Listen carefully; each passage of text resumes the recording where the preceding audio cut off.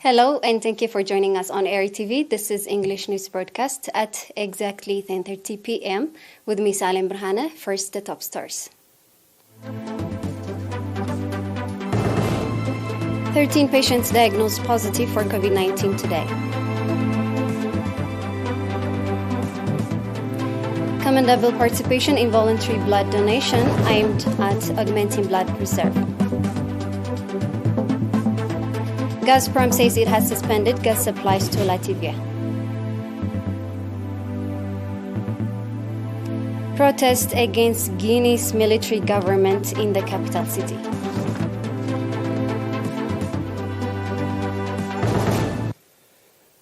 An announcement from the Ministry of Health. 13 patients have been diagnosed positive for COVID-19 in tests carried out today at testing station in the central region. On the other hand, 7 patients who have been receiving medical treatment in the hospital in the central region have recovered fully and have been discharged from the facility. The total number of recovered patients has accordingly increased to 9,804, while the number of deaths stands at 103. The total number of confirmed cases in the country to date has increased to 10,045. Ministry of Health, Asmara, 31st July 2022.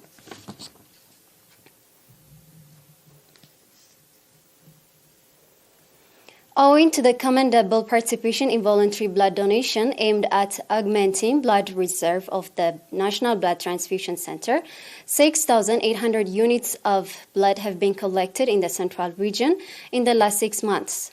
The report was made by Dr. Johannes Techaste, Medical Director of the National Blood Transfusion Center, at the motivational program conducted yesterday at the hall of Ta'ada Christian Health Center, Barrikh Sabzon, speaking at the event in which members of the National Blood Transfusion Center and National Voluntary Blood Donors Association representatives of the sub-branch of the Ministry of Education branch in the central region, as well as head of schools were present.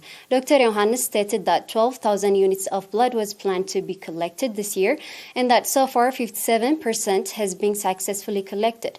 He further indicated that 70% of the collected blood units was donated by students. Mr. Emmanuel Girmatzion from the Ministry of Health on his part gave extensive briefing on the demands of safe blood throughout the country and called on teachers, particularly heads of schools, to enhance participation to that end.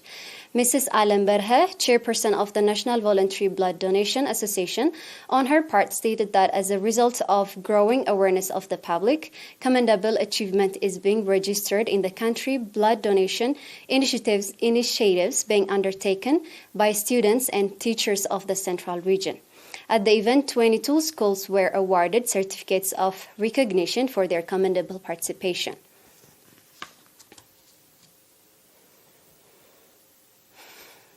Seminar focusing on the prevention of malaria has been conducted on 28 July in Kudofelasi administrative area, Mendefera Sabzon. Speaking at the seminar, the head of Kudofelasi Health Station, Nurse Emmanuel Tesfa Georgis, stated that the seminar was with the objective of raising the awareness of the society during the rainy season when communicable disease, particularly malaria, is expected to rise. Reminded that elimination of mosquito breeding areas is the fundamental action in the prevention of the prevalence of malaria, Nurse Emmanuel called on the society to ensure environmental sanitation as well as elimination of mosquito breeding areas. The head of environmental sanitation in Kudofelasi administrative area, Mr. Yosef Subhatu, on his part, called on the society to properly apply the impregnated mosquito nets being distributed as well as give due attention to the awareness-raising seminars and campaigns being conducted.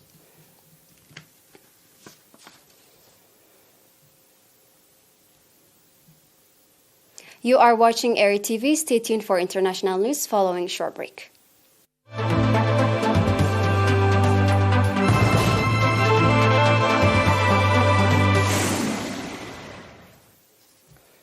Russian energy giant Gazprom says it has suspended gas supplies to Latvia, the latest European Union country to experience such action aimed amid tensions over Ukraine.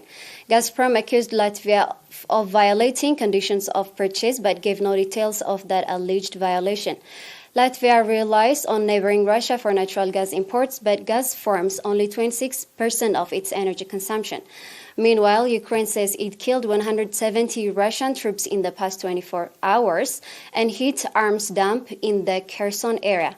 Ukraine has stepped up efforts to push the Russian out of Kherson, a major strategic city in the south. The BBC was unable to verify the latest Ukrainian claims.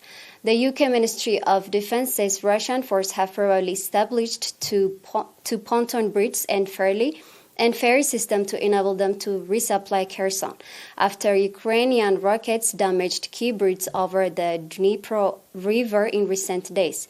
European Union states accuse Russia of weaponizing its gas exports in retaliation for reaching Western sanctions imposed over its invasion of Ukraine. NATO has bolstered force in Latvia and its Baltic neighbors, Estonia and Lithuania, as the region has long been seen as a potential flashpoint with Russia. Ethnic Russians form large minorities in the Baltic states. Those states, formerly part of the Soviet Union, plan to stop importing Russian gas next year. Gazprom sharply cut gas deliveries to Europe via the Nord Stream pipeline on Wednesday to about 20% of its capacity. The European Union rejects Russia's demand that member states pay for Gazprom has gas in rubles, not euros. The European Union says there is no contractual condition for ruble payment, yet on Thursday, the Latvian gas utility Latvijas Gas said it was buying Russian gas but paying in euros. Protests against Guinea's military government and its handling of plan to return to democracy have brought the capital city to standstill, with organizers saying one person was killed.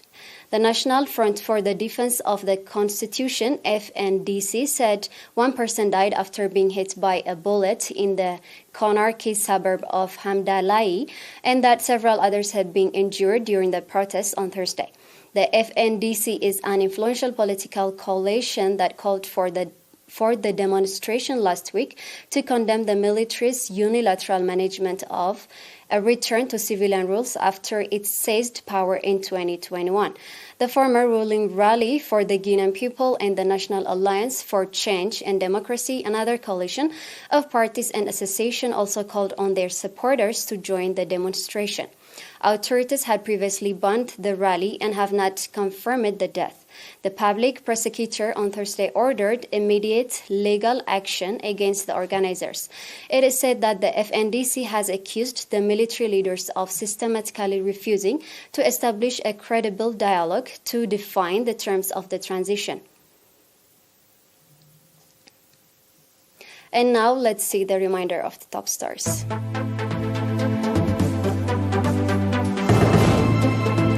13 patients diagnosed positive for COVID-19 today. Commendable participation in voluntary blood donation aimed at augmenting blood reserve. Gazprom says it has suspended gas supplies to Latvia.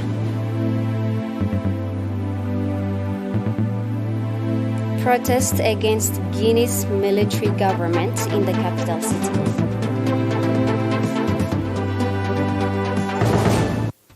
That's all with the news for this evening. Thanks for watching.